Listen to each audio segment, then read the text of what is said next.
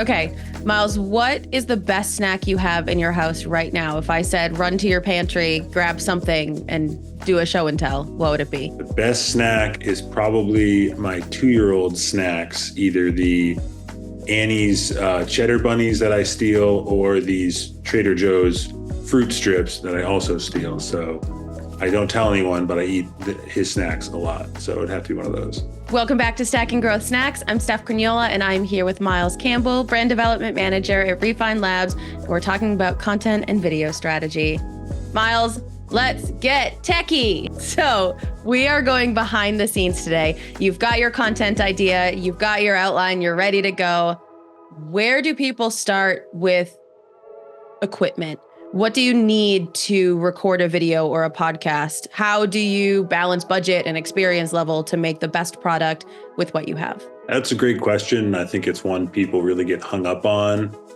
They really obsess over quality of the video rather than the substance, which I think is a little bit mismatched. You can start with just your iPhone, right? Grab your phone. It's got a great camera, great audio. And I think you might want to do a proof of concept before you start buying some crazy equipment. So I would suggest, honestly, if you really need to, your phone, your laptop screen over Zoom. You can use programs like Riverside is a great recording quality. Zoom does a good enough job, and then you can use your webcam to get going. I would also suggest dual recording sometimes. So we have Zoom recording right now. You can record audio on your phone at the same time. That way you've got a couple different options. Then your next level up would be some $100 to $200 webcam off Amazon. Check out the reviews. And then your video is a little bit more 1080 HD, catches the light a little bit more, doesn't look as fuzzy. I know that laptop cameras tend to, it's called ISO. It's basically artificial light that they put in to boost the light when you're on a webcam, but really diminishes the quality in return. So I would suggest that. And then of course, always, like I just said, lighting is huge. Buy a $50 ring light, put it right next to your camera, and that'll make a world of difference. You wouldn't even realize how important lighting is until you obviously shut off all your lights. Looks like crap.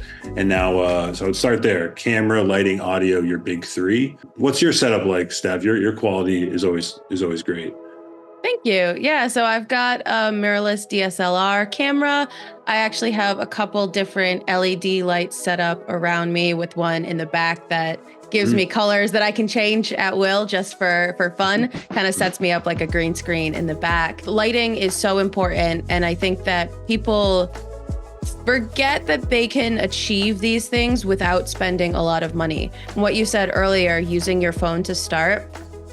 Again, I think we forget that we've got a $1,500 piece of equipment in our pockets every day. And the video and the audio quality in these phones is really excellent. Or a kitchen lamp with a piece of parchment paper across the front of it to diffuse the light a little bit. Things like that you can find around your house that step up your game. You don't have to have professional equipment, but you do want to make sure that you're setting your shot up in a way that looks professional, that looks clean and looks clear. Because you mentioned content is more important than quality, but if it's unlistenable or you can't see anything on it, that is going to turn people off pretty quickly. Totally. And not only the amount of lighting, but also the color of lighting is under talked about.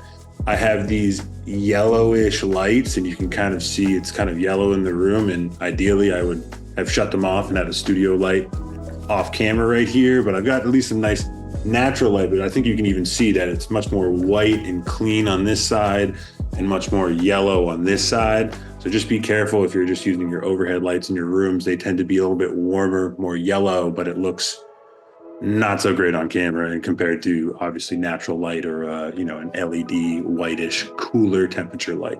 Now, when you said you record in a couple different places, I thought that was really good advice, being able to record into especially if you're wearing headphones, record into your iPhone voice memo app just to get a cleaner cut of that audio quality.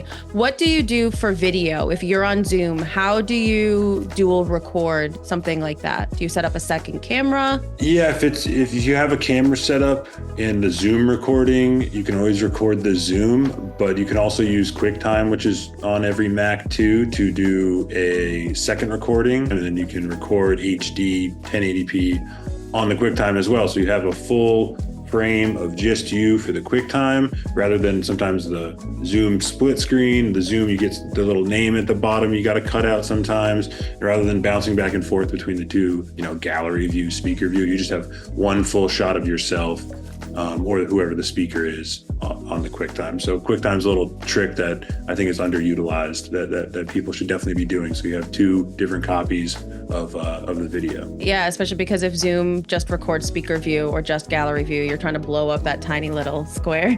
Right. Yeah, you never know what the settings. Zoom is so tricky sometimes. Some settings turned off. All of a sudden you have this big gallery view recording, or a screen share sometimes will mess that up too. So yeah, definitely the dual recording helps a lot. That's of it smart. On the post-production.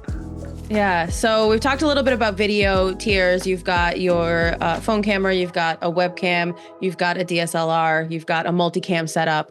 For audio, starting with your iPhone voice memos, how do you build up from there to get better vocal quality, better audio quality? Well, I would like to ask the podcast producer who's been producing podcasts for decades now. I'll flip this back to you, but I definitely think your surroundings are... The phone is much more sensitive than your ears. So if you're in your office, you're like, oh, I'm in an office, it's fine, it's a small room, it's quiet. You'll be surprised how much your voice is bouncing off the walls, your monitor, and back and forth, and it just sounds a little bit more, not echoey, but a little less clear, in that deep, clean audio you're not really getting. So I've recorded in a closet before. The clothes pick up the sound waves nice and muted, but that doesn't really comply with if you're trying to record video at the same time. So you have to find that balance. But yeah, I'd bounce this back to you, because you're the podcast producer extraordinaire. How do we get some nice clean audio going?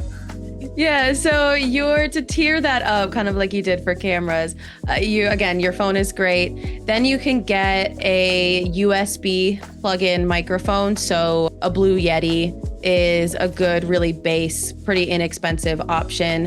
And there are a couple other better USB options as well that are a little more expensive. Looking through Rode is a really great, anything Rode is going to give you high quality. But then the next step from there is going to be an XLR microphone through an interface. So you can't just plug and play in your computer. You'll have to get an audio mixer of some sort to get that into your computer. But I mean, I use just a regular SM58. It's just like if you're going to a rock show, just a standard microphone. But it gives really good audio quality because of the mixer and the processing that it goes through. And you've got your pop filter on. If you're, again, in a room where it's really big, getting a shield right in front of you. So they sell just standalone recording booth shields that have that foam in them. So you can put it right behind the camera and your voice is bouncing off something soft. Hanging pictures in your room really helps. Having carpet or a rug, just something that softens the walls. Put a blanket up in front of you. And all of this, again, gives that same kind of closet effect without ruining your background, because you don't want all of your laundry in the background of your professional content videos. But if you put the clothes in front or a blanket or anything like that, it'll help dampen the sound to give you better quality. That's great. And I already apologize for my audio quality because I'm not following any of those rules right now. So we'll work on it for next time. Awesome. So we've covered tech. I feel like everyone watching should be ready to go and jump into their own podcast and video recording now. Next time, we're going to talk about what to actually do with that content once you have it. So we'll see y'all then.